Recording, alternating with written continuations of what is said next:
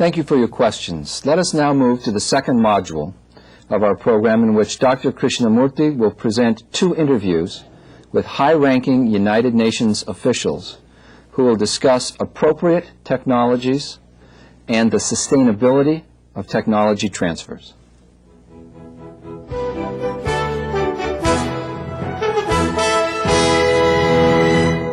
Thank you.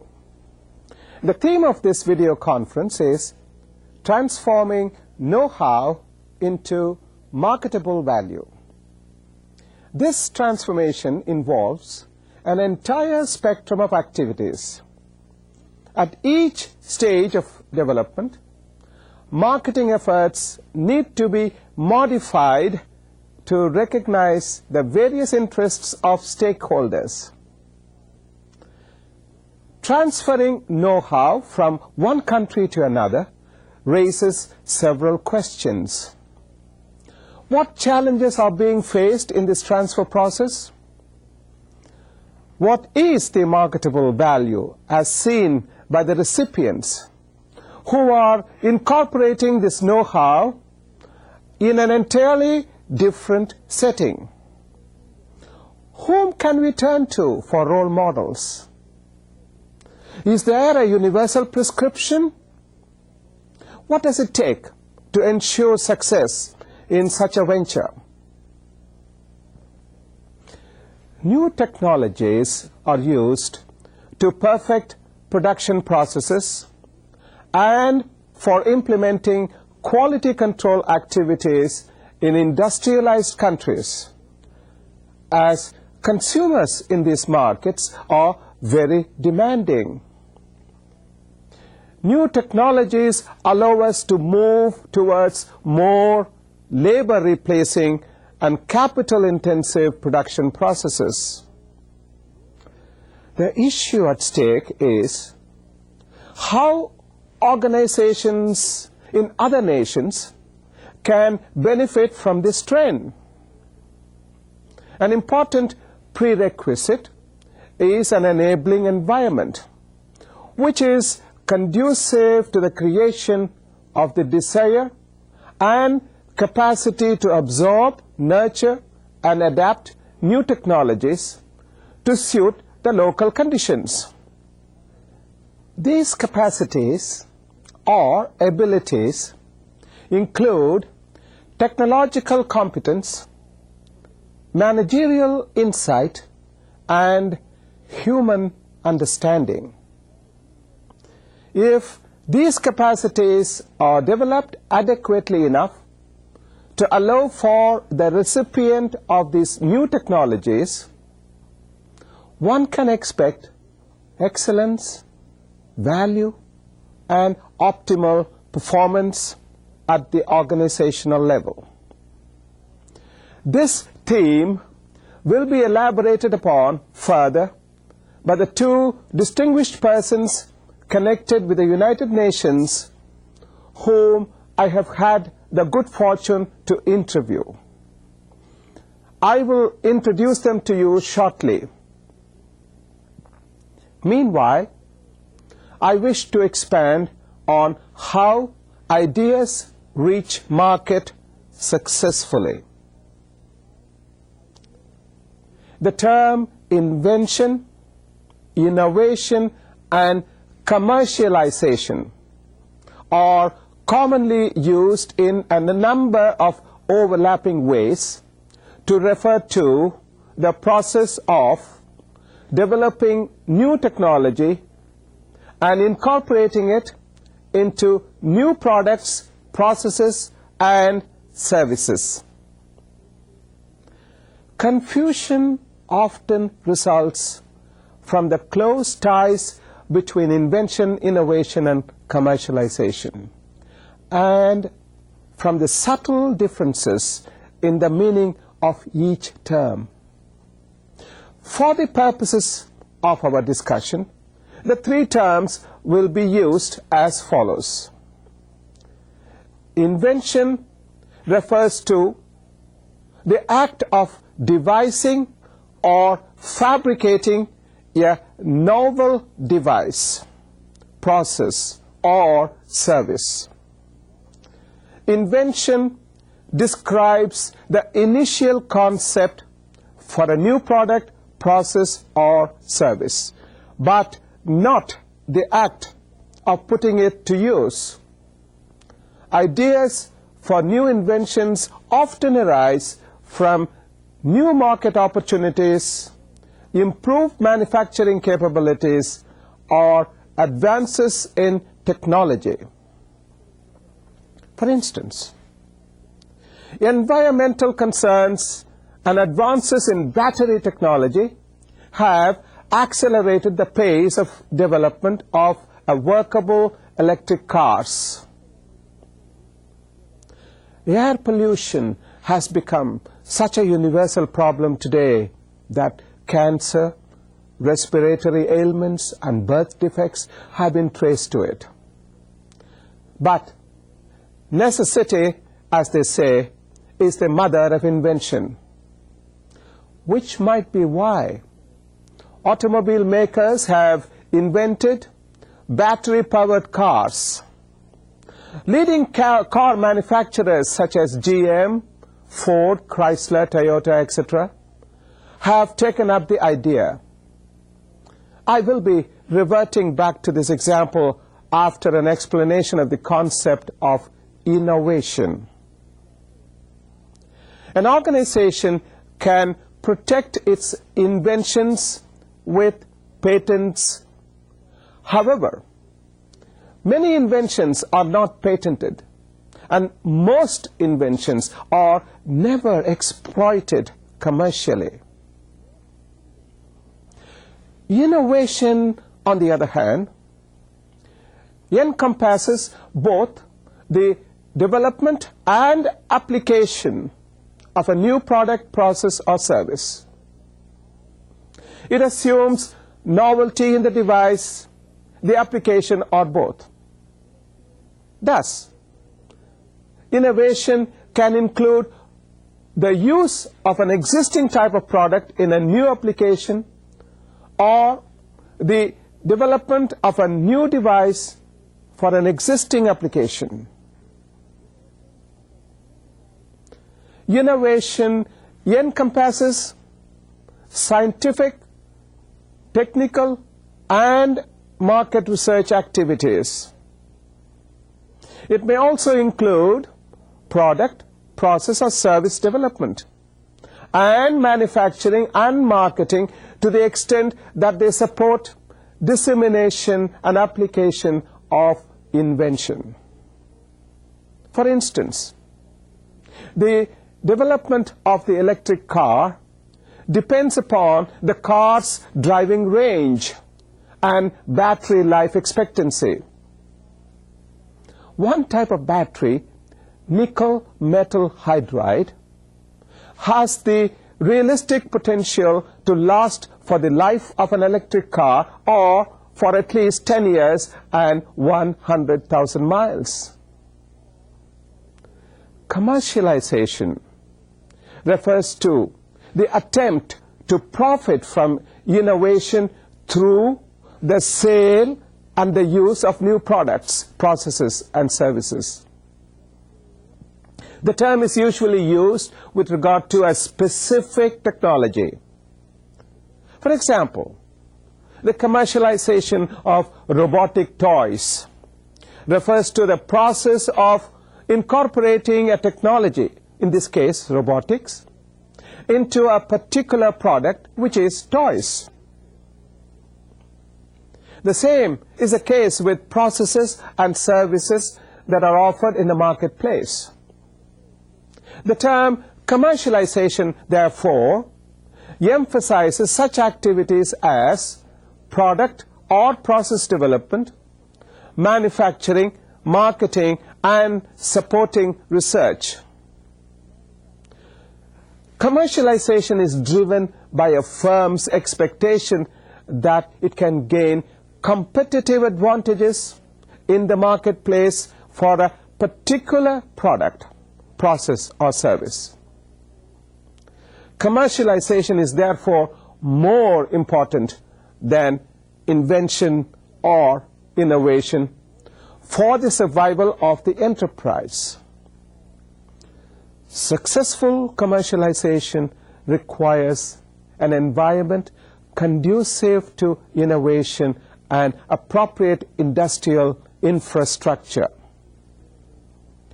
Managers must realize that investments in invention and innovation do not produce profits in and of themselves.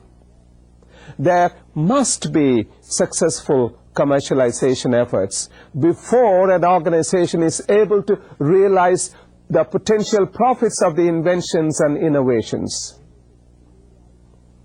Returning to our electric car example, the California Air Resources Board report released recently states that technology has arrived at the point where reliable vehicles are available with performance characteristics sufficient to meet a range of market applications. As of now, it is estimated that enough batteries could be produced to meet the immediate requirements, but that the cost would be $5,000 to $9,000 above the cost goals set by the manufacturers. This again depends on the number of such batteries produced. As improvements in materials are combined with high volume production, battery production costs could be substantially reduced. This will help the auto industry to comply with the strict zero emission requirements of at least 10% of the new cars and light trucks offered for sale in California, beginning with models in the year 2003.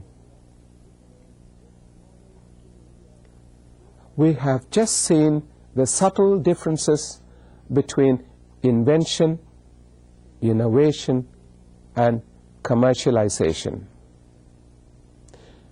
Invention signifies the birth of a new concept.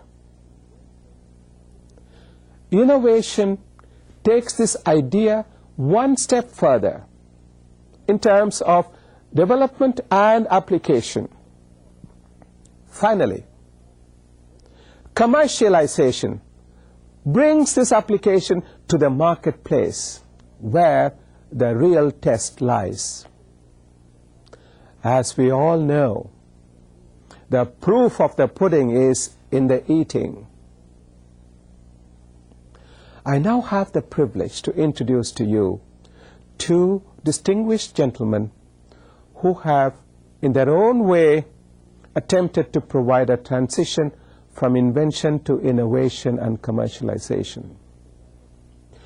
Both of them have held senior positions in the United Nations. They will bring to you their international experiences in technology transfer. It's my great pleasure to introduce to you Mr. Sebastian Zacharia. Mr. Zacharia is currently an international business development consultant. Mr. Zacharia had a successful career of over 25 years with the United Nations Development System. As Director of United Nations Development Program Regional Cooperation Division for Asia and the Pacific, Mr. Zacharia was responsible for development projects implemented in over 40 countries with a total budget of over $500 million. Mr. Zacharia managed projects and teams of expertise in diverse activities such as trade and investment, fiscal and monetary policies, public sector reform and management, and technology transfer. One of the many projects he was responsible for was the United Nations-sponsored Asia Pacific Center for Technology Transfer located in India. I am sure that we will benefit from his enormous experience and knowledge. As a result of the ongoing process of globalization, Mr. Zacharia, countries in the world are going through a transition in many respects. Based on your experience, what do you think is the impact of technology in the progress of developing countries? Thank you very much, Dr. Krishnamoorthy. You're quite right. The last decades of the 20th century have witnessed a startling acceleration in the rate of socio-economic and geopolitical change. Never before in the history of the world, since the Industrial Revolution, has there been such a sudden spurt in new technology, new inventions, new processes, and new ideas radically replacing the old. These technologies swept across the four corners of the world, facilitated by revolutionary changes in communication technologies. The world's centers of gravity of economic power and industrial wealth have already begun to be reshuffled. Despite these significant advancements, many developing nations continue to experience increasing poverty levels, population expansion, and environmental deterioration, all of which underscore the importance of effectively evaluating, implementing, and managing appropriate technologies to redress these problems. The question is how developing countries can obtain the appropriate technology. Thank you, Mr. Zacharia, for mentioning appropriate technology. In a world where technologies are rapidly changing and everyone wants to get the latest and the greatest, what do you mean by appropriate technology? Who determines what the appropriate technology is? Well, that's a very relevant question as far as developing countries are concerned. One of the advantages of the technological revolution is that it allows developing countries to leapfrog in terms of their economic progress. However, the pace of the technological revolution has outstripped the capacity of public and private sector organizations to rise up to the continually changing technological advancements. The selection of technology will certainly depend upon the technical capabilities of the end users, that is, their ability to adjust, adapt, and utilize the latest technologies to meet specific needs, their capacity to follow strict maintenance standards and repairs, as well as their financial capacity within a budget with competing priorities. To give you an example, while I was in Somalia, a multilateral donor supplied Somalia with laser-operated equipment for compacting irrigation canals. The Somalis found it difficult to find suitably qualified and knowledgeable technicians to operate the equipment. The result was that within a very short time, the equipment went out of order. There was no place in Somalia where it could be repaired, and it was abandoned in favor of much simpler ones. Thus, appropriateness refers to the matching of technology for the need at hand, the level of sophistication of the users, and the availability of funds. In other words, simply put, one has to make sure that you put a square peg in a square hole and not in a round hole. Thank you very much, Mr. Zacharia, particularly for talking about Somalia with your personal experiences. Obviously, financing is a major issue in terms of technology transfer. From your experience, what kind of financing arrangements you think are available for technology transfer projects? Well, in terms of financing, we need to make a distinction between the scope and level of the transfer. Traditionally, technology was transferred from the holders to the recipient in terms of joint ventures, licensing arrangements, and franchising. Invariably, large-scale industries obtain their technology through technical and financial collaboration agreements with the holders of the technology patents. Rules and regulations regarding this kind of technology transfer differs from country to country, and one should always check these before entering into negotiations for technology transfer. In spite of the World Trade Organization operations, there are specific requirements in many countries which regulate the payment of licensing and franchising fees, as well as for the repatriation of investment capital, whether for technology or for hardware. However, these days, with so many technologies sprouting each day, a lot of it can be obtained through the Internet.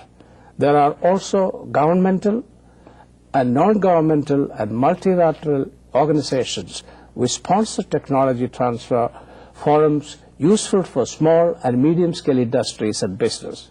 Now, in addition to the financing problems, are there any other hindrances in technology transfer and adaptation?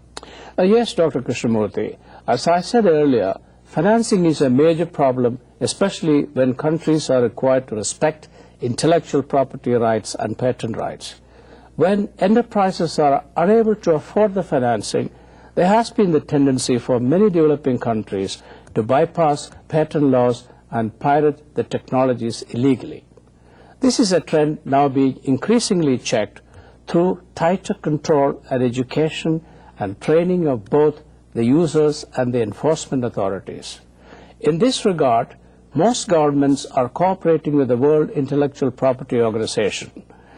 Another problem has been the conflict between traditional labor-intensive employment patterns in developing countries, especially in the public sector.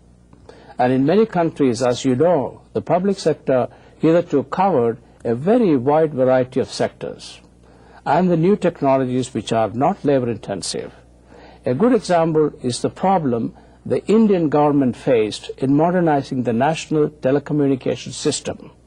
They had to reduce the number of people both by attrition and retrenchment and to absorb the remaining through intensive retraining programs. Similar problems have been faced by a large number of countries. I'm really happy that you brought in the human element. You mentioned the multilateral organizations. I presume the Asia and Pacific Center for Technology, Transfer of Technology is one such organization. Since you are closely connected with the APCTT, could you explain how it functions? The APCTT plays a very catalytic role in technology transfer. It operates at two levels. First, at the national level. The center evolves new methodologies and pilot tests to demonstrate their usefulness for eventual adoption by member countries. And at the enterprise level, the main emphasis is to assist small and medium enterprises in technology acquisition, adoption, and upgrading through its technology information and promotion services.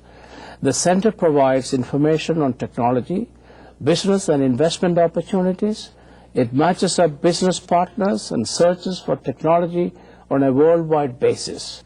It provides training, consultancy, and technology evaluation. It provides assistance in project financing and contract negotiations. And it performs market studies and provides marketing assistance. To illustrate the success of APCTT, let me point out that during 1995, the APCTT facilitated negotiations for 3,500 technology transfers. Mr. Zacharia, I'm really happy to know of the tremendous advances that were made by APCTT with as many as 3,500 technology transfer projects, and I presume that that would be available to any country, any organization, and whatever be the level, and this will be of great interest to our viewers. My final question is related to information technology and databases. As you know, a good database is essential for all kinds of development planning. Has information technology really helped the nations of the world in this regard? Yes, indeed. Many developing countries have been able to use sophisticated technologies in the collection, assimilation, analysis, and interpretation of all kinds of data for all kinds of purposes. A very good example in the political arena is the different variations of data and analysis that is projected on a daily basis in support of candidates or otherwise. For example, we come across a lot of opinion polls and surveys every day on the television and radio broadcasting in the political campaigns of many countries. Similarly, modern technology has provided many sophisticated tools for data analysis for effective use in the very competitive arena of modern-day marketing management. At the international level, a good example is the global surveillance program set in motion by international financial institutions to provide dependable and accurate data for international investors and lenders. A central element of the International Monetary Fund's own initiative in this area is the Special Data Dissemination Standard, generally known as SDSS, and established in 1996 after the major financial crisis in the Asia region as well as in Japan and elsewhere in the world. Under this scheme, the International Monetary Fund provides accurate and reliable data regarding country investment ratings to potential international investors. This has been made possible only through the use of modern data collection and analytical tools. Thank you very much, Mr. Zacharia, for sharing with us your very valuable experiences. Thank you. Thank you very much, Dr. Krishnamoorthy. It has been my great pleasure. Okay. Thank you. And now let's turn to a conversation with Rolf Daley about the United Nations University's perspective on technology transfer. Dr. Rolf Daley is currently Director of the International Network on Water, Environment and Health of the United Nations University, also known as UNU INWAY, which is headquartered in Hamilton, Ontario, Canada, and which was established in 1996. Dr. Daley is a freshwater research scientist who spent much of his career within the water pollution research arm of the Department of Environment of Canada, both as a researcher and research manager before joining UNU. INWAY is a mandate for research and capacity building in support of improved water management in the developing world. Dr. Daley, thank you for making this trip all the way from Canada to be with us today. From your experience with the United Nations University, what are the key institutional strategies for technology transfer, particularly in the context of a developing world? Thank you, Krishna, very much. It's my pleasure to be here. I come at this issue from a public sector and from a international perspective.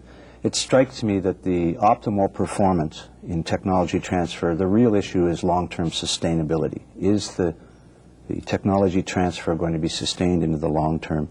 If it's not, if it's done in a vacuum, very often it will fail or it will do harm. And we find this particularly the case in the environment-related issues or issues related to human health, as I see in my own organization. And maybe I could illustrate with an example from the water sector. As you know, in many of the developing countries in the South, sewage treatment plants have been installed at enormous expense. But for reasons which are quite unclear, most of them have not had what is called biosolids management associated with them. There's a product from the sewage treatment process called sludge or biosolids, which needs to be disposed of. And in many of these plants, this has not been done. And the result has been quite serious. Very often, huge amounts of money are spent to produce a sewage treatment plant, only to find the sludge is eventually transferred back to the river water, and the problem is as bad as it was before. Only the country, in this case, now has to spend money to support loans to have constructed the original plant. So we've been involved in northern Mexico with trying to put in place a sustainable biosolids management program for some of the sewage treatment plants there. We've helped work with the private sector, with the city, with the farmers to put a sustainable disposal of these biosolids onto agricultural land as a fertilizer. And it's led to it's involved training for the water agency, the sewage plant operator. It's involved information for the public. It's involved training for the transport company that delivers the biosolids to the field. It's involved research in the fields for comparing the operation in a tropical environment versus a temperate environment. And it's involved training with the farmers. And the consequence is a comprehensive, sustainable program which benefits everyone and avoids what has been up until now a very serious human health issue. And in this context, of particular interest is the fact that a private sector company has been created to actually manage this sewage disposal process.